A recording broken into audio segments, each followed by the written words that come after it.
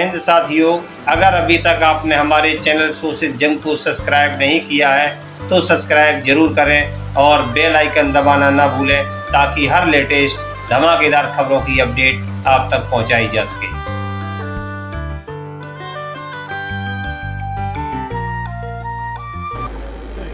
शोभा अफसर पर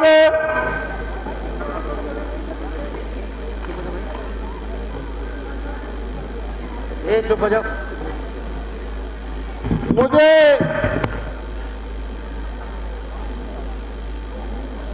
चंद्रशेखर आजाद जी ने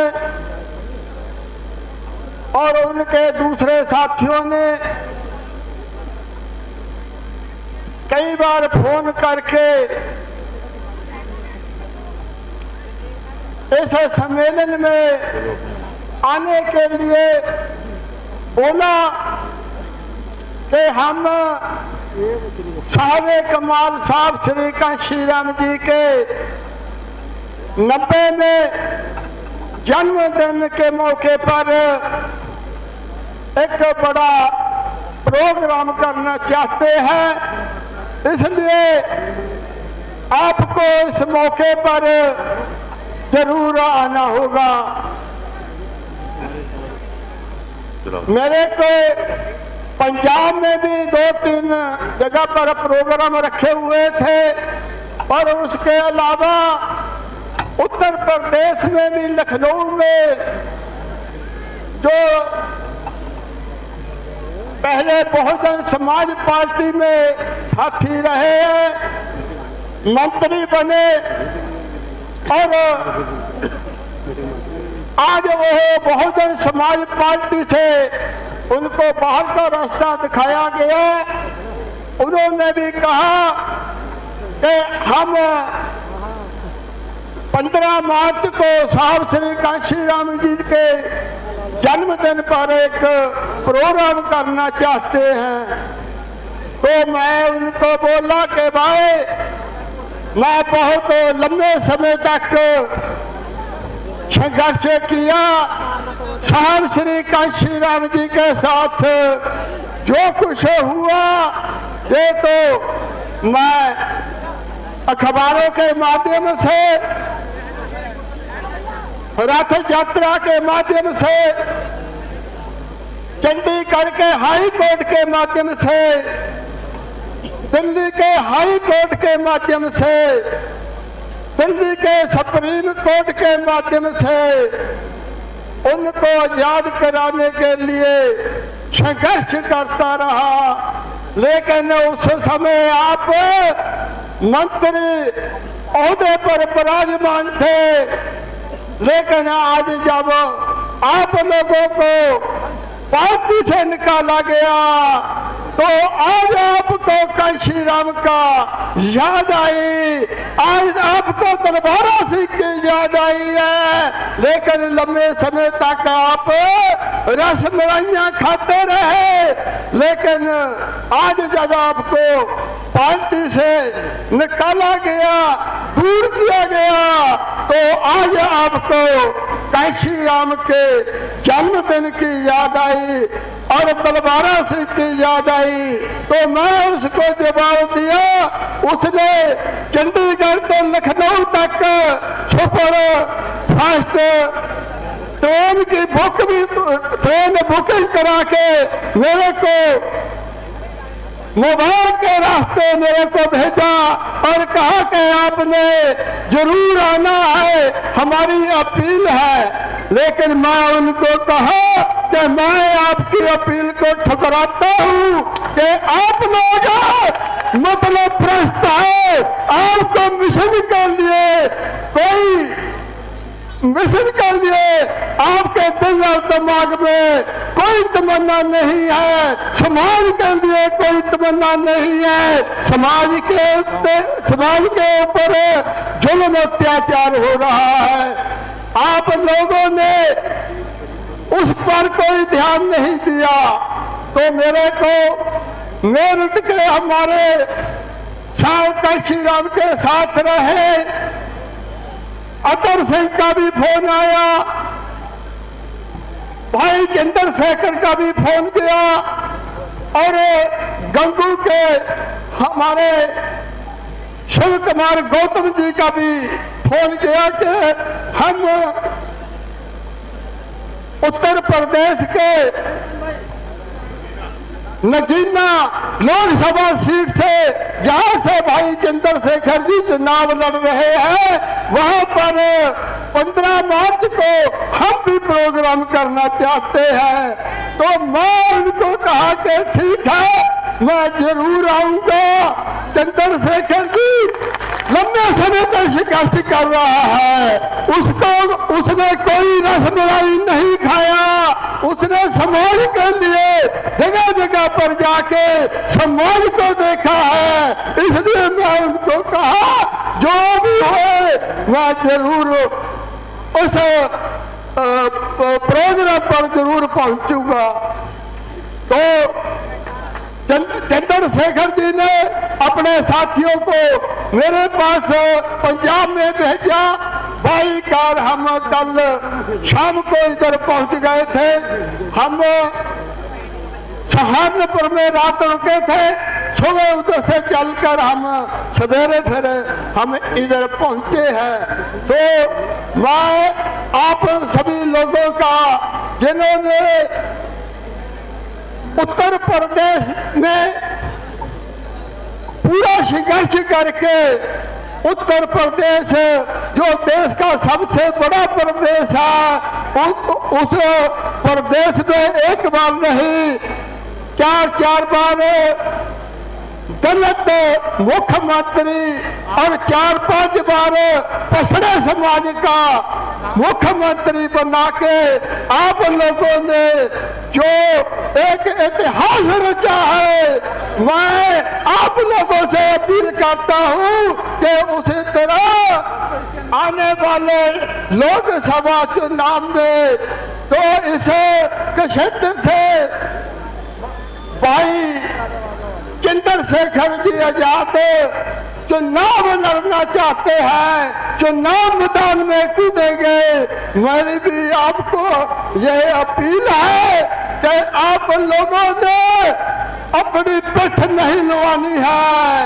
जैसे आप लोगों ने साहब श्री कांशीराम का साथ दिया, उसी तरह भाई चंद्रशेखर का साथ देकर उसको पार्लियामेंट में भेजना है। आज जो इस प्रदेश का मुख्यमंत्री है, जोगी है, हमारे पंजाब में ऐसे जोगियों के कंधे पर एक छाबड़ी होती है जिसको ऐसे लोगों को सपेरा के रूप में जानते हैं। साथियों, आने वाली 2027 में इस प्रदेश के मुख्यमंत्री को हम उसके हाथ में तलियां फड़ाएंगे और उसको उसके कांधे के ऊपर लकड़ी के डंडे के आगे पिटारी होती है, एक पीछे होती है, एक में नेवला होता है, एक में सांप होता है। उसे जो जोगी है हम उसको कहेंगे भाई आपका काम तो लोगों को सांप और नेवले की लड़ाई दिखाकर अपना पेट भरना चाहिए, लेकिन आप बहुजन समाज के लोगों ने आपने धोखेधड़ी के साथ इस मुख्यमंत्री की कुर्सी पर जो बैठे हैं 2027 में उसका भी भोग पाके उसके कंधे के ऊपर वो छाबड़ी पकड़ी है जिसके आगे नेवले की छाबड़ी और पीछे सांप की छाबड़ी पड़ाकर उसको जोगी और मोदी में जो कह रहा है कि केंद्र में जोगी, केंद्र में मोदी और उत्तर प्रदेश में जोगी, इन दोनों का भोग पाके 2024 में मोदी को दिल्ली से पासे करना है। 2027 में उत्तर प्रदेश में योगी को पासे करना है। तो साथियों, मैं काफी लंबा समय लिया, मैं बोलना तो नहीं चाहता था, लेकिन आपका उत्साह देखकर मुझे लगता है कि आने वाले इस लोकसभा चुनाव में आप भाई चंद्रशेखर को जिताकर दिल्ली के पार्लियामेंट में भेजेंगे, जैसे आप लोगों ने इटावा से सावधानी कांशी राम जी को पार्लियामेंट में भेजा था। लेकिन साथियों, लेकिन मनुवादी लोग जो लंबे समय से काबिज होकर बैठे हैं, वो तो हर तरह का हथकंडा पड़ाएंगे, शाम दाम दंड भेज के तौर तरीके बरत कर वो इनको रोकने का यत्न करेंगे। लेकिन हम अपनी नालायकी को दूर करके, लायकी पैदा करके उनको पार्लियामेंट में भेजना है। मैं आप सभी का धन्यवाद करता हूँ। जय भीम, जय काशी राम। बहुत बहुत स्वागत आदरणीय मानवर कांशीराम साहब के सगे भाई दरबारा सिंह जी का। बहुत ही गंभीरता पूर्वक मानवर कांशीराम साहब के संघर्ष को आपने रखते हुए आपकी बहुत उनके उत्तराधिकारी के रूप में आज भाई चंद्रशेखर आजाद भीम आर्मी आजाद समाज पार्टी के माध्यम से उनके रास्ते पर चलकर इस देश के बहुजन समाज के लोगों को आगे बढ़ा रहे हैं। आपने भाई के समर्थन की अपील की, इसके लिए आपका बहुत बहुत स्वागत। तमाम पार्टी आपके बीच में आ रही है ना। सबने उम्मीदवार 77 साल में लड़ाए इस नगीना लोकसभा से, सब आपके बीच में क्या भेजते हैं? बल्ब भेजते हैं। बल्ब जानते हो ना, तो बल्ब से कमरे में रोशनी होती है। सबने बल्ब भेजा कि रोशनी होगी, लेकिन आजाद समाज पार्टी ने ट्रांसफार्मर भेजा है, पूरे देश में रोशनी हो जाएगी, समझना। और आखिरी बात, क्योंकि वक्त कम है, चंद्रशेखर भाई, खास करके मेरे समाज के लोग सुन रहे हो तो गौर से सुन लो। इस देश में कहीं भी जुल्म सितम हुआ है, चाहे किसी पे भी हुआ हो, चाहे दिल्ली का मामला हो, चाहे किसानों का मामला हो, एनआरसी का मामला हो, कोई बोला ना बोला, लेकिन चंद्रशेखर भाई हमारे लिए जरूर बोला है। तो जब भाई बोला है तो आने वाले चुनाव में हम केतली लाए हैं, मोदी जी से केतली भी लिया है। इंशाल्लाह आने वाले चुनाव में चाय भर दी जाएगी इसमें फुल, समझे ना। तो आखिरी बात कि ये जंग का मैदान है, और जिसके पास इतनी फौज हो, आने वाले चुनाव में साथियों आपको वक्त देना है, आपको सब कुछ देना है, समझे ना। तो मैदान में मर्द लड़ा करते हैं ना मर्दों के बस का, तो महफिल में मर्द है ना। दोनों हाथ उठा के बताओ कितने मर्द हैं?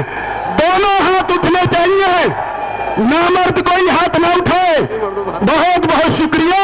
एक शेर के साथ मैं अपनी बात खत्म करूंगा कि सारे विधायक, सारे सांसद देख लिए, सबने वादा किया है, लेकिन एक शेर आपके लिए कि घर बेसहारा घर के सहारों ने कर दिया, घर बेसहारा घर के सहारों ने कर दिया, कमजोर छत में ही थी दीवारों ने कर दिया, और जब ना हो सका समाज के नेताओं से इलाज तो ऐलान जंग चंद्रशेखर भाई ने कर दिया।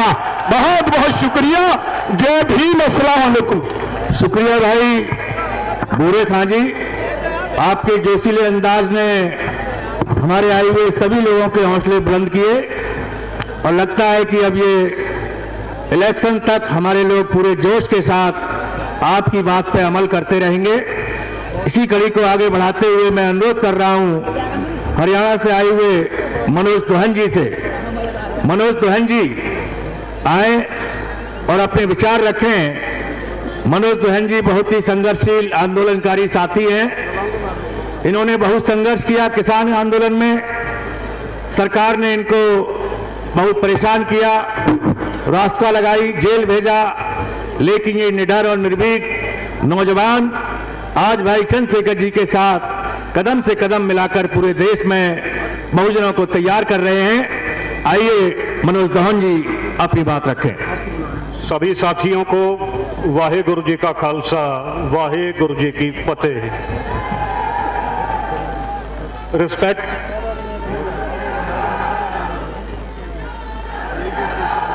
Thank you. Respected Darbara Singh ji, respected भाई चंद्रशेखर आजाद जी, भाई विनय रतन जी, भाई सतपाल चौधरी जी और सम्मानित मंच साथियों, मैं और चंद्रशेखर आजाद भाई, एडवोकेट चंद्रशेखर आजाद भाई और मैं क्लासमेट रहे हैं।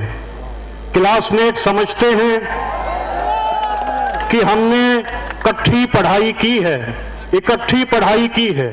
और कौन से स्कूल से हमने इकट्ठी पढ़ाई की है? जेल के स्कूल से इकट्ठी पढ़ाई की है। हरियाणा में जाट रिजर्वेशन मूवमेंट चला था, जिसमें सरकार ने मुझे 7 फॉल्सली केसेस में इम्प्लीकेट किया और मुझे जेल में डाल दिया।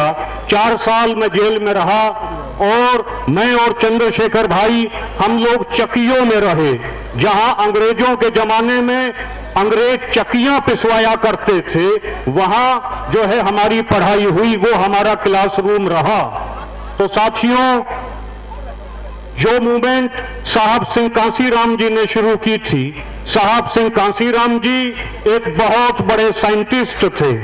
जब इंदिरा गांधी ने सबसे पहले परमाणु बम बनाया था, उस परमाणु बम को बनाने में अब्दुल कलाम और उनके साथ डीआरडीओ में साइंटिस्ट रहे साहब सिंह कांसीराम जी का योगदान था। लेकिन दीना भाना जी के ऊपर जब अत्याचार हुआ, मान्यवर दीना भाना वाल्मीकि साहब के ऊपर जब अत्याचार हुआ, तो साहब सिंह कांसीराम जी ने डीआरडीओ की नौकरी से इस्तीफा दे दिया और उन्होंने कहा कि अब हम एक ऐसा परमाणु बम बनाएंगे कि जिसका प्रयोग हम करेंगे हमारे दुश्मनों के खिलाफ, क्योंकि अब तक तो हमने परमाणु बम बना बनाकर अपने दुश्मनों को दिया है। उन्होंने DS-4 बनाई, बम सेफ बनाई और उत्तर प्रदेश में लखनऊ में परमाणु बम का परीक्षण किया। बहन कुमारी मायावती को उन्होंने चीफ मिनिस्टर बनाया। लेकिन मुझे बड़े दुख के साथ कहना पड़ रहा है कि बहन कुमारी मायावती या बहुजन मूवमेंट जिसको साहब सिंह कांसीराम जी ने शुरू किया था, वो आकर रुक गई, वो वैक्यूम क्रिएट हो गया। तो वहां से साहब सिंह कांसीराम जी का झंडा उठाया, उस मूवमेंट को, जिस मूवमेंट को मारने की कोशिश मनुवादी शक्तियां कर रही थी, उस मूवमेंट का झंडा जो है हमारे भाई चंद्रशेखर आजाद जी लेकर चल रहे हैं। और भाई चंद्रशेखर आजाद जी भी अब हाइड्रोजन बम तैयार कर रहे हैं, जिसका परीक्षण दिल्ली के लाल किले पर होगा। साथियों, हमने देखा है कि चींटी के पीछे चींटी चलती है, चींटी के पीछे चींटी चलती है। उस चींटी को किसी ने पीएचडी की पढ़ाई नहीं पढ़ाई कि चींटी के पीछे चींटी चलेगी। मकोड़े के पीछे मकोड़ा चलता है, उस मकोड़े ने कहीं LLB की पढ़ाई नहीं की कि मकोड़े के पीछे मकोड़ा चलेगा। हाथी के पीछे हाथी चलता है, चिड़िया के पीछे चिड़िया चलती है, शहरी के पीछे शहरी चलता है, व्यापारी के पीछे व्यापारी चलता है। लेकिन मुझे बड़े दुख के साथ कहना पड़ रहा है कि हमारा बहुजन समाज, हमारा मुसलमान समाज, ये सभी के पीछे चलता है और सभी के पीछे ही नहीं बल्कि अपने दुश्मनों के पीछे चलता है। इसलिए बहुजन समाज के साथियों, मुसलमान साथियों, किसान कमेरे साथियों, अपने झंडे को उठाकर चले। साहब सिंह कांसीराम जी का झंडा, भाई चंद्रशेखर आजाद जी का झंडा, इस झंडे को उठाकर चले। निश्चित तौर पर जो है हम लोग जीतेंगे। और मोदी ने कहा कि मैं चाय वाला हूं, नहीं, ये कमल वाले हैं। और कमल की खास बात यह होती है कि जिस कीचड़ से कमल जो है दाना पानी लेता है, जिस कीचड़ से कमल पल्लवित पुष्पित होता है, जिस कीचड़ से कमल ताकत लेता है, अगर उस कीचड़ की एक भी बूंद कमल के फूल के ऊपर आ जाए तो उसे तुरंत छिटक देता है। ये कमल वाले लोग हैं, असली चाय वाले हम हैं, क्योंकि हमारे पास केतली है। इसलिए साथियों, केतली के चुनाव चिन्ह पर मोहर लगाएंगे। और भाई चंद्रशेखर आजाद जी कोई मामूली शख्सियत नहीं है।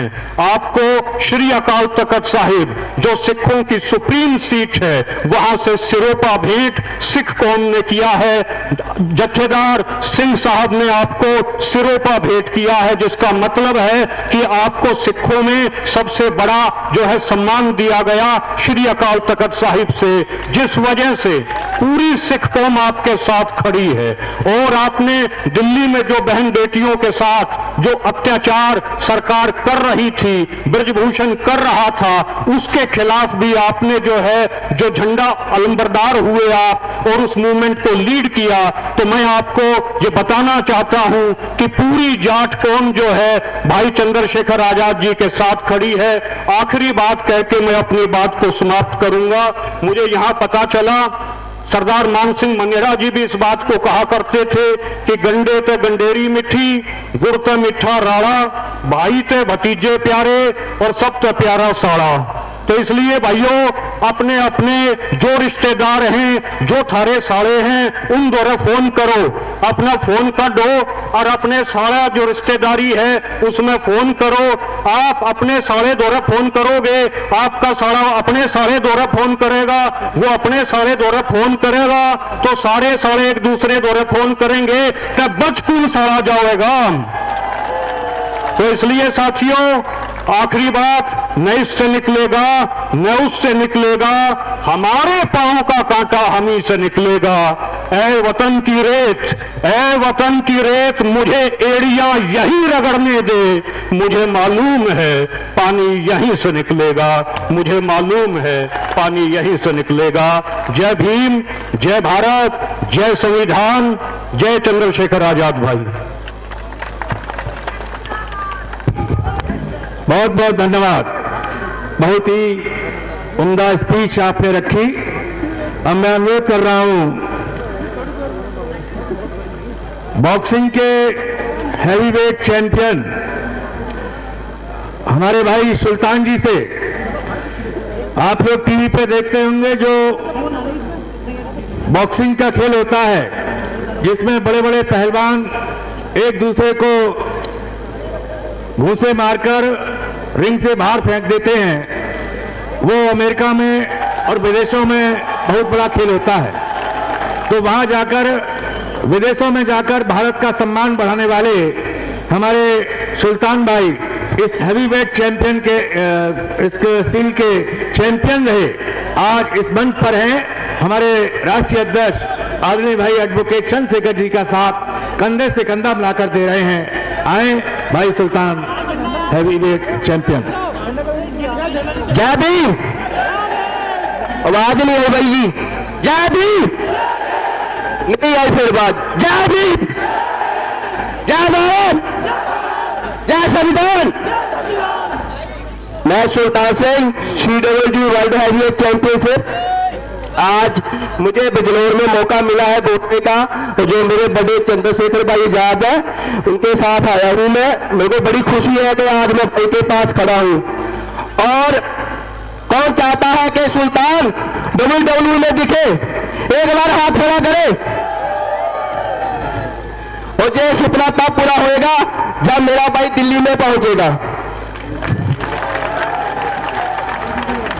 मेरे बड़े भाई को एक बार दिल्ली में पहुंचा दो तो मैं जल्दी WWE में पहुंच के ऐसी बेल्ट WWE की लेके आपके पास पहुंचूंगा। और जो मेरे सपने हैं वो दूसरे मेरे भाई हैं, उनके सपने भी जो मेरा चंद्रशेखर भाई पूरा कर सकता है जब वो सत्ता में आएगा। तो इसलिए मैं सबसे निवेदन करता हूं कि मेरे बड़े भाई को इस बार वोट देना है और सत्ता में ले आना है। जो युवकों का सपना है और जो मेरा सपना है, मैं जल्दी आपके साथ पूरा कर सकूं। और जो WWE की रिंग है, आप लोगों को पता है कौन कौन दिखता है WWE? और वहां पर जाके मैं जो अपनी जिंदगी का सपना है, मैं रिंग में खड़ के और अपने बाबा साहब और सतगुरु रविदास हमारे का नारा लगाना चाहता हूँ, जय भीम का। आप लोगों का मेरा साथ चाहिए, जिस आप तो साथ दे दोगे तो मैं वहां पर डब्ल्यू रिंग में जय भीम और जय रविदास महाराज जी का नारा जल्दी ही लगाऊंगा। और इस बार हमारा बड़ा भाई जो चंद्रशेखर यादव है जा समाज पार्टी का, और उसको वोट देना है जो 54 टेपली है। तो मैं आपसे निवेदन करता हूं कि भाई को इस बार जिता के दिल्ली में पहुंचाना है, तो आप उसका छोटा भाई जो सुल्तान है जल्दी WWE में पहुंचाए। जय भीम, जय भीम। बहुत बहुत धन्यवाद। भारत का नाम पूरी दुनिया के अंदर करने वाले हैवीवेट चैंपियन सुल्तान भाई अभी आपके समक्ष अपनी बात को रख रहे थे। अब मैं अनुरोध कर रहा हूं इस बिजनौर जनपद की शान बहुजन समाज के लिए पूरा जीवन समर्पित करने वाले हमारे भाई ओमपाल जी के लिए, ओमपाल जी आए और अपने ख्यालात आपके बीच में रखें। भाई ओमपाल जी, इनके बाद तैयार रहेंगे आदरणीय नरेंद्र जैन जी। आदरणीय आज नगीना पार्लियामेंट के कोने कोने से आए सभी मेरे बुजुर्गों, नौजवान साथियों और पूरे देश के कोने कोने से आए सभी हमारे मुख्य अतिथि हैं, सभी मेहमान हैं, उनका भी दिल की गहराइयों से बहुत बहुत शुक्रिया अदा करना चाहूंगा। इस बिजनौर की धरती पर, नगीना की धरती पर साथियों, मैं तो इतना कहना चाहूंगा कि आज जिस महामानव का जन्मदिन है मान्यवर कांशीराम जी, तो मान्यवर कांशीराम जी ने एक ही नारा दिया था कि जब समाज में जाकर उन्होंने जगाया समाज को शुरुआती दौर में, तो उन्होंने कहा कि वोट हमारा और राज तुम्हारा, इस व्यवस्था को मैं नहीं चलने दूंगा। और हम लोग जागे और साथियों कई बार सरकार बनाई, लेकिन मिशन क्योंकि गिर भी रखा गया। तो साथियों, मैं तो आप लोगों से, नगीना के खासकर लोगों से कहना चाहूंगा, ये भाई चंद्रशेखर राष्ट्रीय अध्यक्ष होंगे नगीना के बाहर, लेकिन नगीना की धरती पर ये आपके बेटे हैं, आपके भतीजे हैं, ये आपके बच्चे हैं, ये आपकी सेवा करने के लिए आए हैं। साथियों, मैं कहना चाहूंगा बिजनौर के लोगों से, खासकर ये बिजनौर चमारों की राजधानी है, जो हमारा अस्तित्व खत्म हो चुका है। साथियों, ये नस्ल बचाने की लड़ाई चल रही है। मैं खासकर मुस्लिम समाज के लोगों से भी कहना चाहूंगा, अगर भारतीय जनता पार्टी को आप लोग हराना चाहते हैं तो साथियों के शेड्यूल कास्ट के लोगों के साथ लगना होगा, भाई चंद्रशेखर का साथ देना होगा। इसलिए देना होगा कि पूरे देश के कोने कोने में जहां भी नीला आकाश है, शेड्यूल कास्ट वहीं निवास करता है। तो साथियों, जब आप लोग मिल जाओगे, हम लोग मिल जाएंगे और बैकवर्ड लोग मिल जाएंगे, तो भारतीय जनता पार्टी पे बचेगा क्या? ये तो बेईमानी की सरकार है भाई, ये सुप्रीम कोर्ट भी कह चुकी है, ये सारी संस्थाएं कह रही हैं, ये बेईमानी की सरकार है मेरे भाइयों। तो मेरी हाथ जोड़कर विनती है कि आप लोग, क्योंकि नगीना जो है, मैं भैया से कहना चाहूंगा, नगीने का मतलब है कि अंगूठी का नगीना। तो नगीना को भैया मैं चंद्रशेखर जी से हाथ जोड़ के कहना चाहूंगा बिजनौर के लोगों की तरफ से कि भैया इसको नगीना तराश के रखना, अंगूठी में तराश के अपनी जो है बिल्कुल सुरक्षित रखना। ये बिजनौर के लोग हैं, ये क्योंकि हम जब गांव में जाते हैं तो बिजनौर के लोग कहते हैं कि भाई हमारा दूध में मुंह जल चुका है। मैंने कहा फिर क्या भैया चंद्रशेखर जी की क्या उम्मीद है? हमने जिस नेता का साथ दिया था, हमने कई बार चीफ मिनिस्टर बनाया, इंट्रोड्यूस हमने करा इस देश के अंदर, बिजनौर के लोगों को क्या मिला? तो बात तो सही थी। तो साथियों, ये भैया इस बात का जवाब देंगे, लेकिन हम भी कहते हैं, मैंने कहा ऐसी बात नहीं है भैया, इस देश के और खासकर हमारी कौम का नस्ल की लड़ाई का सवाल है। हमारे बाबूजी बैठे हैं, अतर सिंह जी, मान्यवर कांशीराम जी के बड़े भाई हमारे बीच में बैठे हैं। साथियों, लोग अफवाह कर रहे थे कि अब साहब की बहन आ रही है, भैया आ रही है, तो लोगों ने कहा भैया के माध्यम से कि भाई ऐसे ऐसे मामला है। हमने कहा ठीक है, हमने परिवार वालों से संपर्क किया, भैया ने तुरंत साहब से बात की और आपके बीच में साहब आज हमारे बीच में ऐसे पवित्र जिस महामानव ने हम लोगों को आजाद कराया, और उस नेता ने हमारे जहां से मान्यवर कांशीराम जी ने हमारा कॉलर पकड़ के पीछा किया कि मैं तुम्हें इस देश का शासक बनाना चाहता हूं, तुम कहां पड़े हो इस देश के शासन व्यवस्था के चौखट पर, तुम इधर आओ। हम आए और बहुत सारा समाज तैयार हुआ और बहुत अच्छे रिजल्ट दिए पूरे देश के अंदर, लेकिन साथियों मिशन गिरी भी रखा गया। तो साथियों, बहुत पीछे से उंगली हो रही है, बहुत सारी बातें कहना चाहता हूं, लेकिन मैं ये कहना चाहूंगा, नजीबाबाद हो, चाहे वो नगीना हो, चाहे वो नेहटोर हो और चाहे वो नूरपुर हो, ये नूर तो भाई खूबसूरती का शहर है, चारों विधानसभा खूबसूरत। अब बची धामपुर विधानसभा। धामपुर का मतलब जहां धाम, ये चारों नग जो है जिस धाम में निवास करते हो वह भैया निवास करे हुए हैं आप लोगों की सेवा के लिए। तो साथियों, मैं अपनी वाणी को यही विराम करता हूं। आप लोग केतली के चुनाव चिन्ह पर अपना बहुत कीमती वोट देकर इस देश के अंदर जो हमारे महापुरुषों की विचारधारा है उसको फिर जिंदा करना है, उसको चलाना है। तो साथियों, मैं अपनी वाणी को यही विराम देता हूं। जय भीम, जय भारत, जय संविधान, जय गुरु रविदास। बहुत बहुत धन्यवाद ओमपाल जी। आपने मानवर कांसीराम साहब की विचारधारा को आज तक इस जिले के अंदर पूरा करने का लगातार प्रयास किया। आज भी आप लगातार प्रयास कर रहे हैं और भाई चंद्रशेखर जी को यहां से अपना प्रिय नेता मानकर इस भूमि से मानवर कांसीराम साहब की आवाज को पार्लियामेंट तक पहुंचाने का प्रयास कर रहे हैं। इसके लिए मैं आपका बहुत बहुत शुक्रिया अदा करता हूं। अब मैं अनुरोध कर रहा हूं दिल्ली प्रदेश के अध्यक्ष नरेश भूकीराम जैन साहब से कि वो आए और अपने विचार रखें। आदरणीय जैन साहब। जय भीम साथियों, हमें दे दिया संविधान जो, हमें दे दिया संविधान जो दुनिया में बेमिसाल हो। विश्व रत्न भीम तुमने कर दिया कमाल। ये बात इसलिए कही कि बाबा साहब ने कहा था कि समाज के लिए लड़ो, समाज के लिए लड़ो और लड़ नहीं सकते तो समाज के लिए लिखो, और अगर लिख भी नहीं सकते तो समाज के लिए बोलो, और अगर लिखना पढ़ना और इस तरह से लड़ना भी नहीं आता तो उनका साथ दो, और अगर साथ भी नहीं देने चाहते तो उनका बहिष्कार ना करो। आज नगीना की धरती पर एक ऐसा नगीना आया है जिसका नाम मान्यवर चंद्रशेखर आजाद है। वो बाबा साहब के बताए रास्ते और सपनों को पूरा करने आया। मैं आपको नगीना के एक एक वोटर को और इस महल में बैठे जितने भी लोग हैं वो अपने घरों में जाकर इस बात को ताकीद करें कि अगर वाकई आपको नगीने में नगीना लगाना है तो चंद्रशेखर आजाद को वोट देकर इस नगीना को नगीना बनाना है। जय भीम, जय भारत, जय संविधान। बहुत बहुत धन्यवाद आदरणीय जैन साहब। अब मैं अनुरोध कर रहा हूं हमारे भीम आर्मी के सम्मानित राष्ट्रीय अध्यक्ष आदरणीय विनय रतन साहब से कि वो आए और यहां बाबा साहब डॉक्टर भीमराव अंबेडकर जी और मान्यवर कांसीराम साहब की विचारधारा को इस चुनाव से संदर्भित जोड़ते हुए अपनी बात को रखेंगे। आदरणीय विनय रतन जी, राष्ट्रीय अध्यक्ष भीम आर्मी भारत एकता संगठन। शुक्रिया माननीय प्रदेश अध्यक्ष सुनील चित्तौड़ जी, यहाँ बैठे तमाम साथियों का आभार, यहाँ जो साथी आए हैं उन सभी का भी आभार।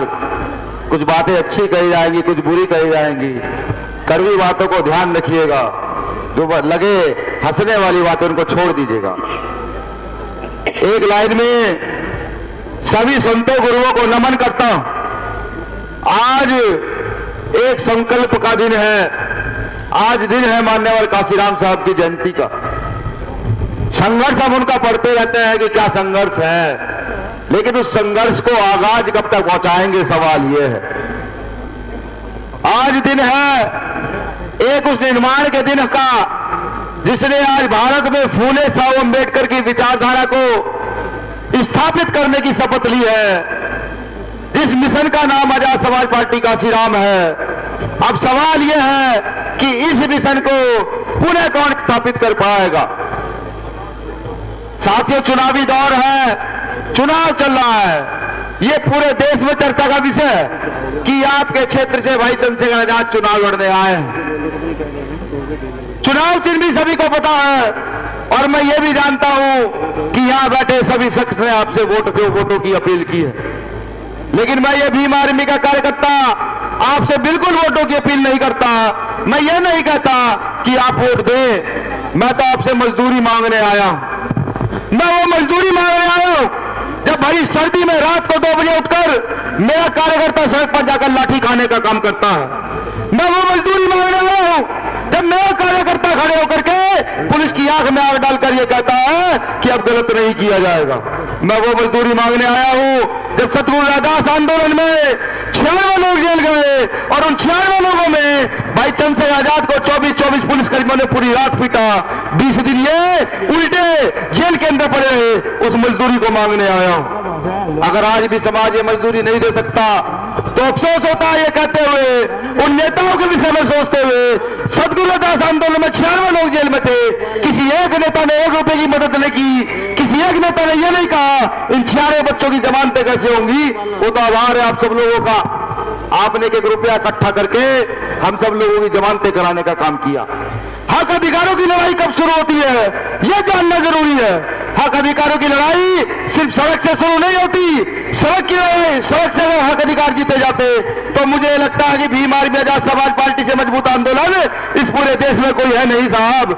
अगर हक अधिकारों की लड़ाई चाहते हो कहां से जीती जाती है? हक अधिकारों की लड़ाई कैसे जीती जाती है? तो इस देश की संसद में बैठकर जीती जाती है। मैं कहता हूं यहां बैठे, मैं कहता हूं यहां आए सुरक्षा कर्मियों से भी कि आप लोग भी ध्यान रखें, आपके हक अधिकार भी पेंशन के आधार पर छीने गए हैं। ये जो शख्स आपके सामने बैठा है जिसका नाम चंद्रशेखर आजाद है, ये जब उठकर खड़ा होगा तो याद रखेगा आपकी पेंशन को भी बहाल इस देश में कराकर दिखाया जाएगा कि कैसे पेंशन बहाल होती है। मैं वादा तो नहीं करता कि वादे कर लूं नेताओं की तरह, हाँ समाज में रहने वाले कार्यकर्ताओं की तरह एक वादा कर सकता हूं कि जब तक क्षमता रहेगी बोलने की, जब तक क्षमता रहेगी लड़ने की, तो आप ये समझिए समाज के काम बहुत तेजी से करते चले जाएंगे। कुछ साथियों ने मुझे कल ही कहा कि नहीं ये चुनाव है, इसमें धोखा मिल सकता है, ये चुनाव है, कुछ लोग आपको छोड़कर जा सकते हैं। मैंने कहा मैं याद कराऊंगा साथियों को, वो मजदूरी याद कराऊंगा कि जब मौलाना साद के ऊपर यहाँ झूठे आरोप लगाए गए तो इस भारत में अगर कोई बोलने वाला था तो सिर्फ एक ही नेता था जिसका नाम चंद्रशेखर आजाद है। मौलाना साद की शख्सियत पढ़ने का काम कीजिएगा। जब मौलाना साद को आप पढ़ेंगे तो पता लगेगा भारत की एक विशेष पर्सनैलिटी में मौलाना साद का नाम आता है। मैं याद कराऊंगा वो जब जुनैद को मारा जाता है, मैं याद कराऊंगा वो जब 250 ग्राम मीट के लिए खाली अखलाक को मारा जाता है। मैं याद कराऊंगा यो कि जहां पर मॉब लिंचिंग के नाम पर मुसलमानों की हत्या होती है। मैं याद कराऊंगा वो जिनको आज तक आप वोट देते हैं, वो अपने कमरों में बैठकर ट्यूटर खेलते हैं, जिसको आपने आज तक कभी वोट नहीं दिया, वो आदमी आकर सड़क पर खड़ा होकर आपके लिए लड़ता है। मैं ये वो याद कराऊंगा। मैं ये कहता हूं जिस प्रकार से मजदूर पूरे दिन मजदूरी करके शाम को अपने घर में दाल ले जाता है, आटा ले जाता है, नमक मिर्च लेके जाता है, उसी प्रकार से चंद्रशेखर आजाद भी पिछले 10 सालों से आपकी मजदूरी कर रहे हैं बहुजन समाज के लोगों की। बहुजन समाज के लोग कौन? वो शोषित है, जो वंचित है, जो पीड़ित है, जिनको दाढ़ी टोपी के नाम पर मारा जाता है, जिनको बाबा साहब अम्बेडकर के नाम पर मारा जाता है, वो सारा समाज जो शोषित वंचित है, आज चंद्रशेखर आजाद उनकी मजदूरी कर रहे हैं।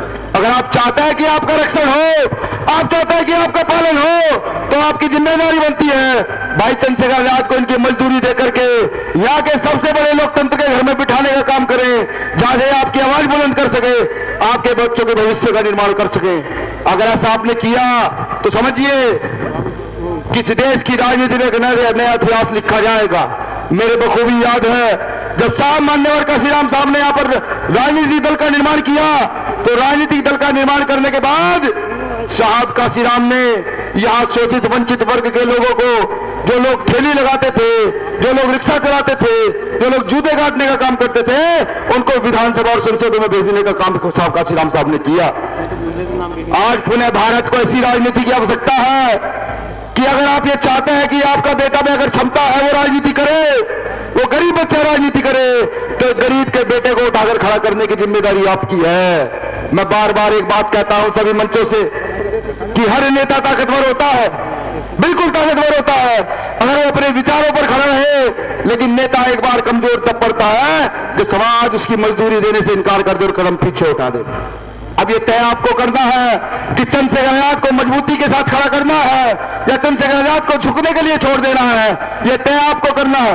यह लड़ाई बहुत बड़े बड़े पैसे वालों से लड़ाई, यह लड़ाई सामंती व्यवस्था के लोगों से है। इस लड़ाई को समझिए कि अगर ये लड़ाई आज अपना समझे तो मुझे लगता है कि भारत में कभी ऐसा दिन नहीं आएगा जब कोई गरीब का बेटा खड़ा होकर अपने हक अधिकारों के लिए लड़ेगा।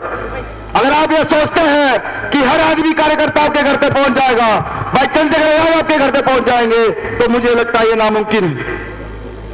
ये जो चुनाव चल रहा है जिसमें भाई चंद्रशेखर आजाद खड़े हैं, ये जो टेंट लगा हुआ है, ये आप ही के 1-1 रुपए का टेंट लगा हुआ है। ये केतली आपने यहाँ देखी होगी रखी हुई, इन्हीं केतली में आपने 1 रुपया इकट्ठा करके दिया जिससे ये टेंट लगा, जिससे लड़ाई है उसको भी समझ लीजिए। आज की मौजूदा समय की सरकार तरको पैसा जिनके पास है, जब यहाँ राज बदलेगा तो आप देखिएगा भारत के इतिहास में सबसे ज्यादा करप्शन कहीं हुआ होगा तो भारतीय जनता पार्टी की सरकार में सबसे ज्यादा करप्शन हुआ होगा। ये देखिएगा जब आप इतिहास बदलेगा। खुद को चंद्रशेखर समझिए, जाइए घर घर, कीजिए प्रचार, पूछिए सब लोगों से आखिर आजाद समाज पार्टी के लोगों में, भीम आर्मी के लोगों में भाई चंद्रशेखर आजाद में कमी क्या है। जाकर पूछिए, ऐसा कोई वर्ग नहीं होगा जिसके लिए काम करने का काम न किया हो। हाँ, लाखों करोड़ रुपए नहीं है जिसे प्रचार किया जा सके, मीडिया को देकर प्रचार किया जा सके कि आज चंद्रशेखर आजाद ने ये किया, आज चंद्रशेखर आजाद ने ये किया, आज भीम आर्मी के कार्यकर्ता ने किया। ये नहीं हो सकता क्योंकि इस देश में हमारे माननीय प्रधानमंत्री जी जो हमारी सुरक्षा की गारंटी ली थी, वो आज हमारा हक अधिकार खाए हुए।